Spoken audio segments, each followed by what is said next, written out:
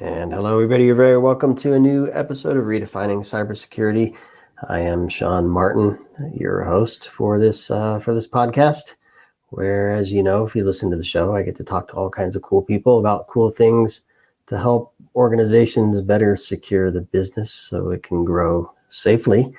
And no question, the founding of ITSP Magazine with my co-founder Marco, we dove straight in. This is 10 years ago now, straight into the human element and its connection between technology and society, and wrapped up in that is wrapped around that, I guess maybe is a better way to say it, is security culture within an organization. And I'm thrilled to have Sarah Young on today from Microsoft. Sarah, good to have you on the show. Hello, thanks for having me. This is going to be fun. We're going to talk about security awareness, Security 101 training for organizations. And you've done some work, as many of my episodes come to fruition. They're usually sparked by something I see on social media, typically LinkedIn. And this is no different. You put a post out about Security 101 for beginners, looking at explaining some foundational cybersecurity concepts, organizations to help their staff understand what's involved. And so that piqued my interest, and we're going to talk a bit about that. But before we do, a few words about what you're up to these days, Sarah. Yes, so hello, everybody. My name's Sarah Young. I am a cloud security advocate at Microsoft. I live in Melbourne in Australia. But I'm very lucky. I get to travel all around the world as part of my job. But what is a security advocate? So we are part of, in Microsoft, you might be more familiar with the phrase developer relations or DevRel. So we do that, but for security specifically. And it's really cool because what we do is we go out and talk to security communities on behalf of Microsoft. I have been in the security community doing things like attending conferences and handing out swag and all those things for years before I actually started this job. But we also, and I think this is probably my favorite bit of the role, we go and advocate to Microsoft on behalf of our communities. So that can involve things like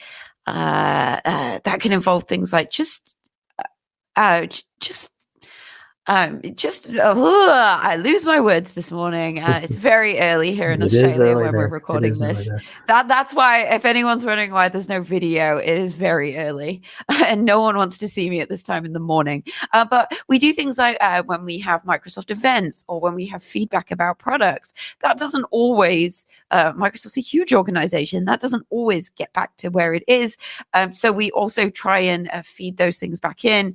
We help curate our first party events like Ignite and Build to try and, from a security perspective, give people the content that they're interested in. And this is what my other colleagues do in other areas of advocacy as well. But most of the time, most people will see me like up on stage doing something and giving a talk or a demo or doing a workshop. But that's actually only a teeny tiny part of what we do. It's just the most visible bit. But yeah, it's a really cool job, very, very busy as most people are. And yeah, that's kind of what I do in a nutshell. Yeah, I love it. And of course, the visible bit of what people see. And I've seen some of the stuff you've done, and I'm grateful for the work that you do there. And then there's the deep down behind the scenes stuff, which I think we're going to spend some time on. So the resources here actually live on GitHub. And there's a bunch of documents and learning materials. So what it's called, Security 101, and it's I'll include the link to the post on LinkedIn so people can access this, aka.ms Security 101-beginners. What was the catalyst behind putting that collection of resources together? Who's it for? What was the goal?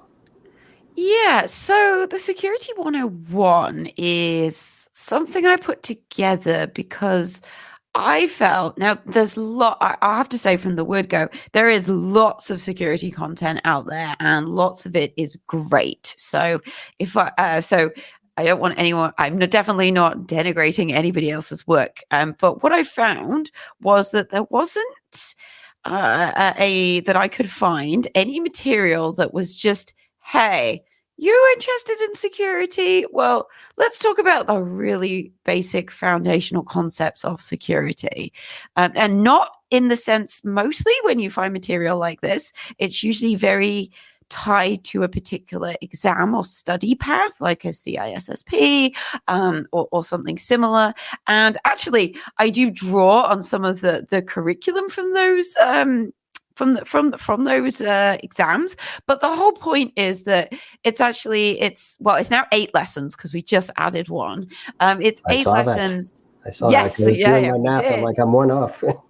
Yes. Yeah, it's okay. That only got added last week. So you didn't miss it. Or you didn't get it wrong. It was 7. And it's just some really basic concepts because I think that there is a lot of training material out there, but it's usually directed towards achieving a particular goal, like getting a job, achieving a certificate. Whereas I think there's a lot of folks out there that just want, or it's often tied to maybe learning a particular product of a vendor. And again, any vendor, there's a lot of stuff out there. And I don't, and a lot of it's also very complicated because when I was doing a bit of a survey about material out there, some of it's like very, very detailed and long-winded. And I think when you're a real beginner, it might be a bit much. So the idea was this was very, very, very foundational. I'm going to teach you in a relatively short period of time, just some concepts like the CIA triad, what is non-repudiation, some of those really, really core things before and let's talk about capabilities. So, what is security operations? What are the capabilities? So we talk about a SIEM. I know in the US it's more SIM, you say, but yes. We talk about that. But it's not like let's talk about a particular product or a particular vendor, whether it's Microsoft or anybody else. Let's just talk about what that is as a concept and what it is as a tool and a capability. And because I think that there is a lot of, and the reason I think this is important, and there was a bit of a gap, was that there are now a lot of people out there who are being, I don't want to use the word forced, but let's face it, for some people it is becoming a necessity that they're having to up their security knowledge. And a lot of employers will be like, here, go and do this course. And sometimes it'll be a vendor course, sometimes it's more broad. But some folks are like, look, I just need to understand the absolute basics of this to get my head around it, because I just think that's been a gap. So that's why I put this together. It's just based on kind of me working in security for the last 12, 13 years. Some of it is sort of inspired by some of the foundational things that come out of some exams. I'm quite happy to say that's because these are just foundational concepts, but like I've taken a load of stuff out that I don't think you necessarily need right at the beginning, just to get your head around the concepts. Because what I found as well is that you'll find people who can talk about a product because they've been taught about a particular product or a problem, but they don't understand holistically the rest of the problem. So it's kind of designed for beginners, and that's like students or anyone in IT who's kind of, whether they've through choice or not, because let's face it, it's not always through choice, that they're having to get their head more around security things, but without that being tied to a specific product or a vendor or anything, because I do think there was a bit of a gap there. So that's kind of what I was doing. Yep. Yeah, and I had the privilege, it's been a few weeks now, to sit on a workshop. It was a 3-day workshop with IC Squared. I hold a CISSP, so they constantly revamp the exam to be relevant and current and all that stuff. So I was able to contribute for 3 days, which was it was intense, but very rewarding and interesting to collaborate with others, looking at some of the topics, the way we speak about things. I got my CSSP, 15, 20 years ago now, so a lot has changed since then, and I try to keep up with it, and the exam is trying to do that as well. And so what I like about what you're describing is CISSP is pretty intense and pretty deep. This sounds like it's a great foundation from which one can take a different path if they're into networking, if they're into identity, if they're into protection, or you mentioned the SIM, so security response, whatever their passion might be, they can jump from this. So you mentioned students and IT folks who want to get their beak wet in security. I don't know, can you maybe run through some of the modules? There are 8 now. Nobody will be surprised what number 8 is. Oh, I know. So walk through that for us. Yeah, so the modules are, we'll leave everyone on tenterhooks for number 8, although I'm sure people can guess. So the first module is about those, I just call it the basic security concepts. So that's the CIA triad. So confidentiality, availability, and integrity. These are words that we throw around a lot. And what I find as well is that people who have only learned about security, possibly not less formally, and have just listened to things in the media, everyone knows about confidentiality, but they don't realize that availability and integrity often don't realize that is also part of security. And that's why we care about all 3 of those things, and arguably equally. But I think most people think just confidentiality, of course, because we talk a lot about data breaches, etc. So we also talk about some common cybersecurity threats, again, which is talking about those basic concepts of what kind of attacks are, what's out there. And then this is probably the one that I'll talk about some of the other ones, but ones I want to highlight is risk management. Now, I know a lot of people go, oh, risk, and then they roll their eyes because they're like, oh, risk is boring. Unless you're like me, who geeks out on it. Yeah. Yeah. And then there's some people who geek out on it, but I think a lot of security folks just go, oh, risk, whatever.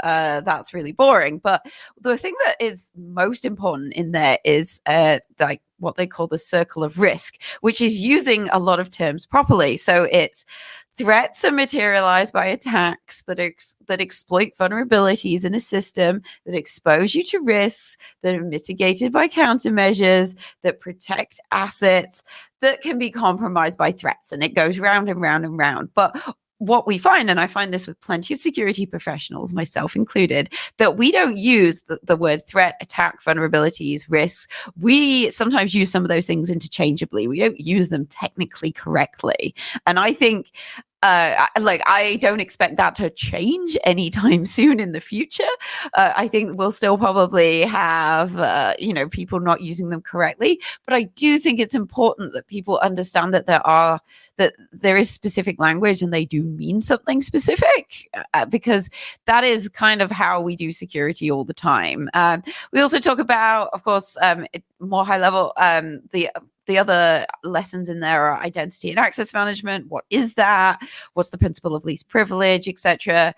We talk about network security fundamentals. I mean, I was a network engineer before I did security. I mean, I was like, oh, this is a lot to go through in a very short period of time, because, of course, networking is a big thing in itself. But we sort of just talk about some networking concepts if you've never worked on it before. I'd like to think at least IT people probably have done a bit of networking, because of course it's not new. We talk about security operations fundamentals, application security fundamentals. So, we're talking about application security tooling, OWASP top 10, etc.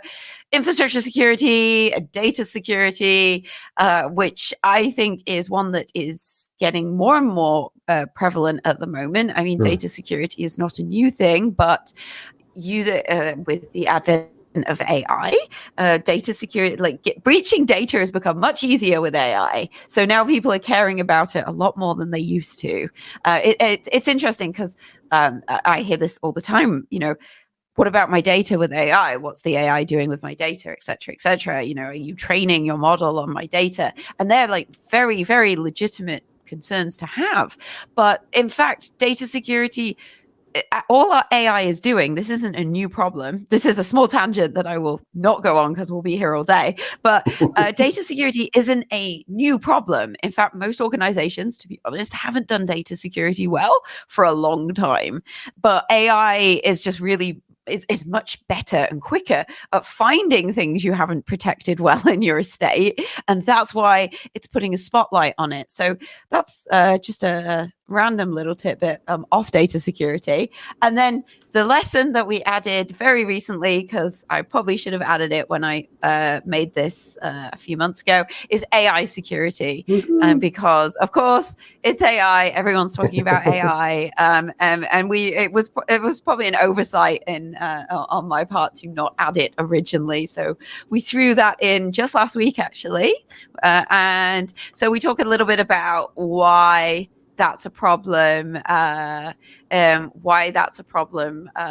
a challenge for and what the main problems are in the AI space, and what responsible AI is as well, because responsible AI is a new concept, a new idea, and you can't really extricate it from security. They're massively entangled with each other. So again, it's just sort of priming people for understanding those concepts and the main things we'll talk about. It's not going into this is how you fix everything. There's lots of other material out there for that.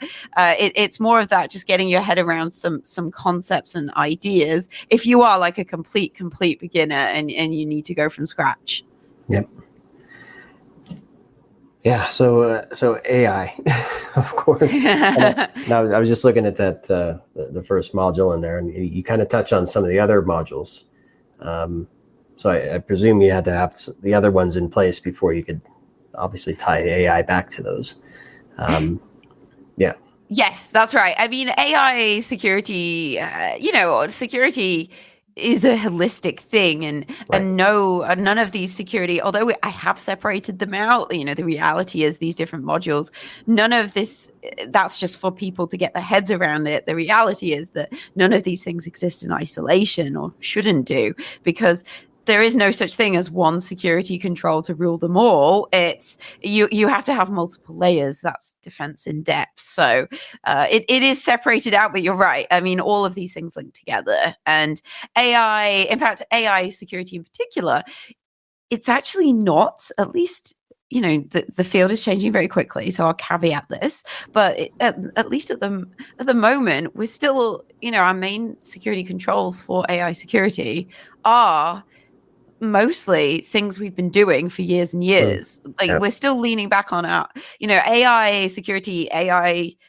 is essentially, when we talk about AI, we're still talking about an application. It's just an application that hasn't, that is using AI. So really, we should be looking at it from an application security perspective with a couple of extra bits, so we should still be looking at, how do we build this? Are we coding it in a secure way?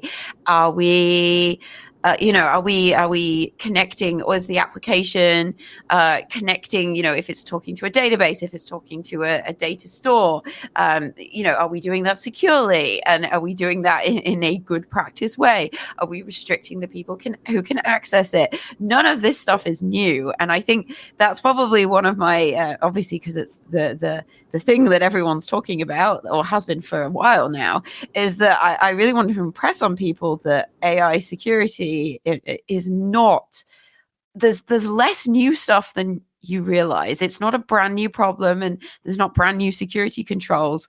Lots of it is still using the security controls that we have known and loved, with a few extra bits on the side, a couple of things that are different.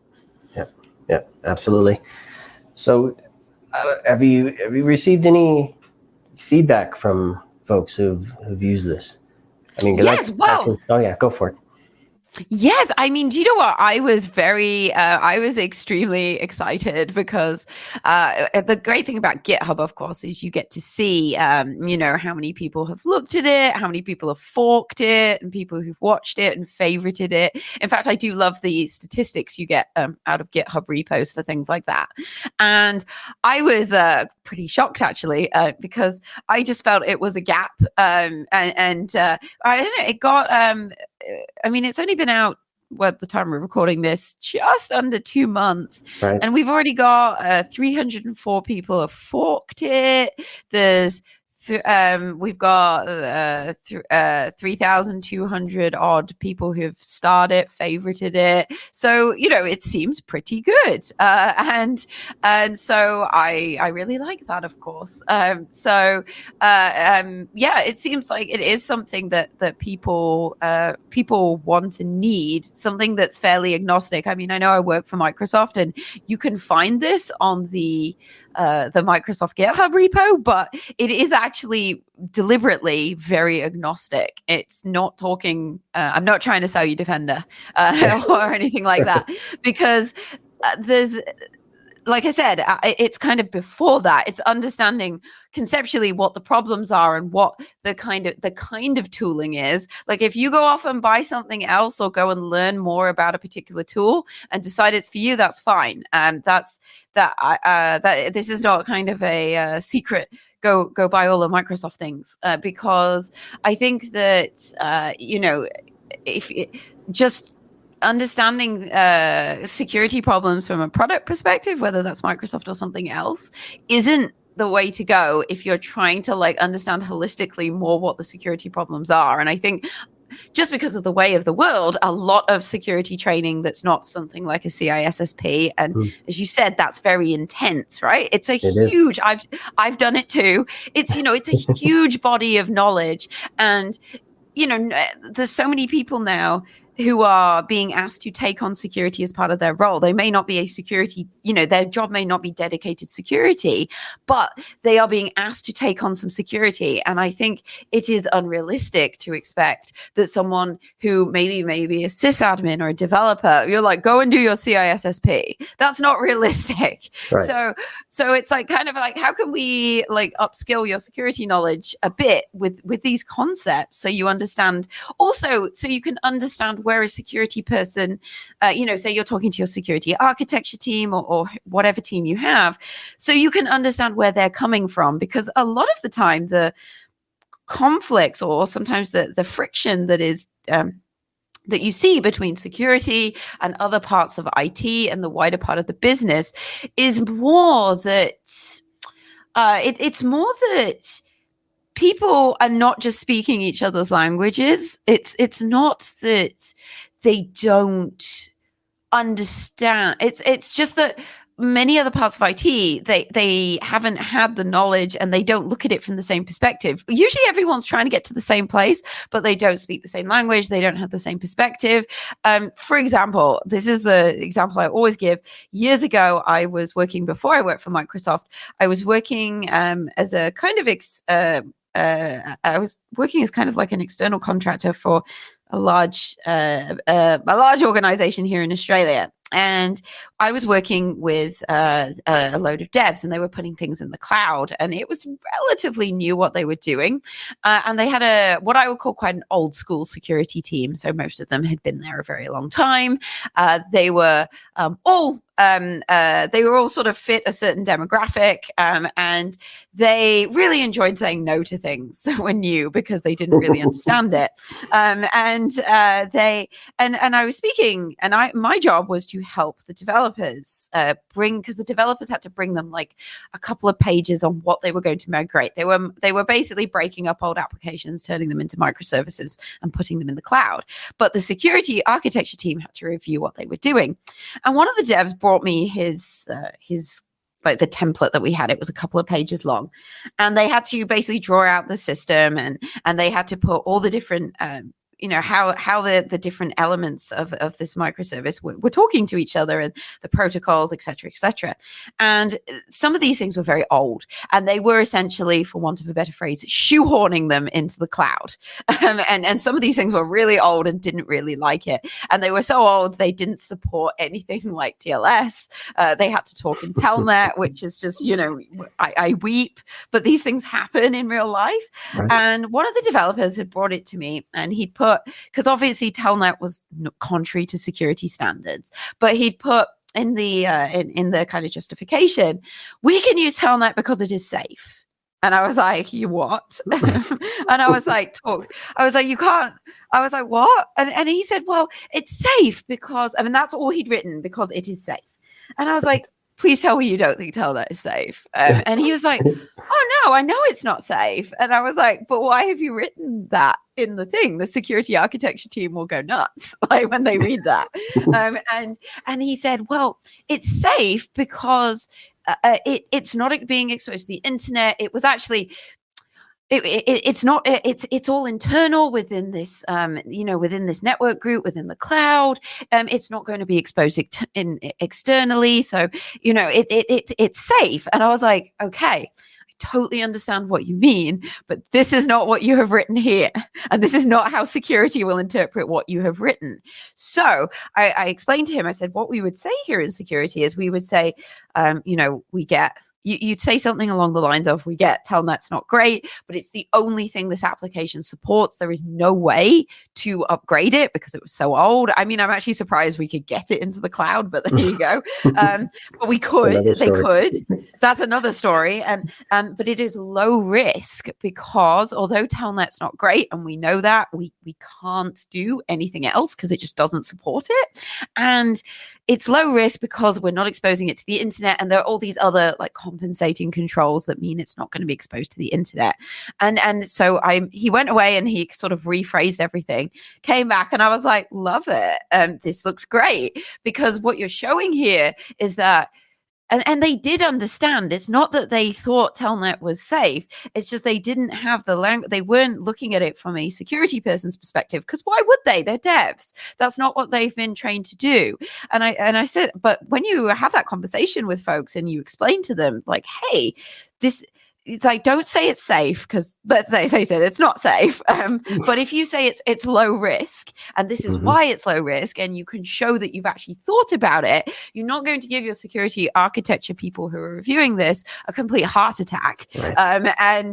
And then, because for a lot of security people, I think we're getting better as an industry, but they would see something like that and they wouldn't question it and say, hey, what are you actually trying to say here? Are you sure? Do you really think Telnet is safe? They'd have probably just been gone, oh my goodness, what the heck are these people thinking about? That's a no. Like, go away. We're not allowing this. Your request to do this is denied. And I think that's a shame that, and you know what? After I sort of had a chat with the devs and they brought a few of these things to me, because they were bringing them to me. These were very small microservices. I was looking at them regularly, like 4 or 5 of them a week. After a couple of weeks, they'd still send them to me. And I'd be like, yeah, this looks fine. This looks good. You've got the hang of this. Like, you get it. And it wasn't that they didn't get it. It's just they didn't know how to write it in a way or express themselves in a way that made sense, that gave the security folks confidence that they actually had thought about what they were doing, because they actually had. It's just they didn't know how to put it down in a piece of paper for review. And I always talk about that example, and it always sticks in my mind because, I think a lot of the time, and we're IT folks, a lot of us, I wouldn't say EQ and communication is necessarily our strong point. And I think there's sometimes just a lot of being that collaboration and communication and being curious rather than going, oh my goodness, what is this idiot doing? Just no. The answer is no, like red stamp it. I think that that's something that we all need to get better at. I think so. My idea was for non-security folks who work in IT or in other parts of organizations, because let's face it, everybody interacts with IT nowadays, that this could help give them some tools around thinking and understanding the language that we use and how security comes at it. But I would say that I am not saying that we as security folks don't have work to do there as well. Right. And that being a little bit more forgiving, being more curious, and asking questions rather than just jumping to conclusions about what other parts of the business are doing, because I personally believe that, we'll get on my soapbox a bit here, security is not that hard. High level security concepts, like, of course, there are some niche bits of security. If you want to be a security researcher, if you want to be a penetration tester, a red teamer, of course, that requires some very specific skill sets. But to understand security concepts at a high level, what we're trying to do, what we're trying to get to, is actually very straightforward. And I think, unfortunately, we as security folks, for a long time, have for want of a better phrase, been gatekeepy around security, and been like, to the rest of IT and the rest of the business, oh, this is security. It's very difficult. It's very complicated. You wouldn't understand it. You wouldn't understand it. And I hate that, because it's not true. Security is an awful lot of common sense. And I think that if you are explaining security to someone and they don't understand it, you're probably too in depth. You're probably trying to go too in depth, or you might just not be very good at explaining things. Because I genuinely believe that, and because I spend a lot of time doing this, and even in my spare time, I'll love a chat about security with people. I think, like, even to the everyday public, you can explain security.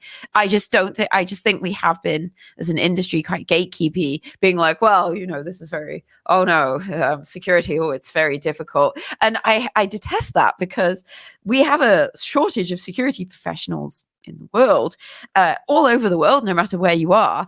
And by bringing some people up to speed with some key security things, whether or not they want to go into security as a career, is not going to affect your career prospects. It's really not. Yeah. But I still think there's some reticence, at least for some folks, to try and kind of fix that a bit and bridge that gap. And it's beneficial for everybody. If we all do security better, it doesn't mean that folks, we who work in security as specialists, are going to lose our jobs, because there's a massive gap in how many folks we have anyway. But by bringing more people up to speed, then we are just, we're uplifting security posture more generally, because people who are trying to do breaches generally they don't go for security users generally, right? They're probably going to go for somebody else, because that makes more sense. So it benefits all of us to help people understand, even if it's just at a very high level, those basic security concepts and what we're trying to do, because it's a lot of common sense. It really is. It is. And I'm going to go back to a point you made on the conversation, because the goal for the business is to get from A to Z, right? And do it again, repeatedly and more efficiently and effectively to grow revenue and make everybody happy.